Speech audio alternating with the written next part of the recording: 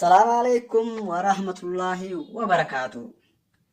qabsaawaa keenya cimaa hogganaa keenya cimaa adda bilisummaa Oromoo Jaal Marroo Dirribaaf salaamtaan biyya bakkuma ati jirtutti si haa qaqqabdu siin jedha. Har'a hedduu nama rartee yaa Marroo waan sirraa dubbachuu deema. Yaa Marroo keenya nuti kun Oromoon si jaalanna. Oromoon si kabajna. Nuuf qabsootee jirtaa. Waggaa dheeraa kana hunda Oromoo jettee aduu rooba qabbana ho'a osoo hin jiin muka gaaraa jala jiraattee jechuudha. Sanaafuu ammaan tana magaalaan Finfinnee akka itti bareedde ni agarta. Awurooppaa deemuun hafee jira. Awurooppaalleen amma nama qabsarra jiru hin fuudhu yoo illee durni fuutii amma hin fuutu garuu dhiiftee jirti.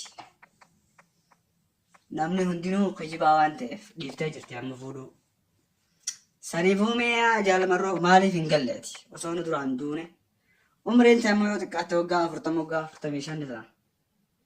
Waggaa kana booda waggaa 5 yoo itti hidhaatte yookaan waggaa 10 yoo itti hidhaatte osoo gara kana keessa teessu umriin namaa tun deemuun mala. Mee maaliif hin gallee osoo hin duune osoo hin dulloomne takka magaalaa Finfinnee tana keessa wagguma takka jiraatte maaliif hin duune umriin harka rabbii jirti silaa wayi. Ta'eetu waggaa 10 feetu waggaa takka illee taatu jiraatte maaliif hin duune umriin harka rabbii jirti gaafatu rabbii beeka. Du'a deemtee gaara barbaadurra usteetuma deessee jiraattee jireenya bareedaa hanga jiraattu. Duuti harka rabbii jirti inni dhuftii fi yoo jiraatte hongaara.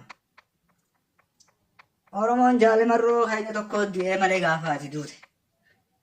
Namni waan takka sii godhu hin jiru. Imimmaan Oromoo sii gochuu ibidduma sii guba malee faayidaa sii hin qabu. Silaa wayii warra jannataa miti ibidda. Jannata isaa agartaa miti sii boo'ee baatan hoyi.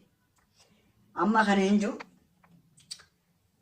Maqummaan Jaal Marroo yookaan maqaan qabsoo ka'e kun akka hiika Hararitti Marroo jechuun namni tokko gisee guuza walii oolu guyyaa tokko isa kanaaf oola guyyaa tokko isa kanaaf oola amma naaf isaan guyyaa tokko naaf oola guyyaa tokko isaafin oola oolu walii daleena Marroo walii seennee walii daleena jechuudha.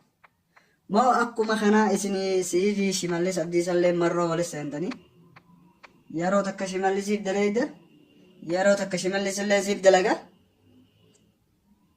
akkanatti waliin deemaa jirtan moo mee dhugaa jirtu Oromoof lafa kaaya.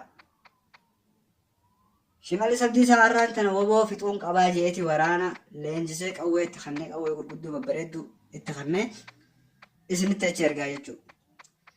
Isin taanaan waraana kanan xuyixan poolisii Oromiyaa ta'e dhuftu kana hin xuyixan.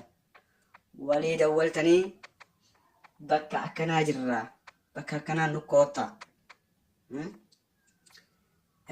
Milikkata gootanii fi dhufanii qawwee isin tarakkabsiisanii erga qawwee irraa fuutan booda dhaabbattanii viidiyoo irraa martanii akkana poolisii Oromiyaa nama hangana qabnee poolisii Oromiyaa hangana boojinee jettanii gallakkiftanii poolisiin Oromiyaa nagaan Oromiyaa deebitii jechuudha. Kan isin hojiillee teenye bakka irraa dhuftee deebitii jechuudha. Shimallis Abdiisaa yeroo lammaffallee akkasuma godha. Maaliif qawwee hantan hin jedhuun? Tarkaanfiin fudhatullee hin jiru. Akkanatti walii dalagaa jirtan moo dhugaa jirtu Oromoodhaaf maaliif laban keenyeen isiniin ja'a. Kanaafuu tapha kana xaxxabattan kana dhiisaatii gizeedhaan karaa Finfinnee gala.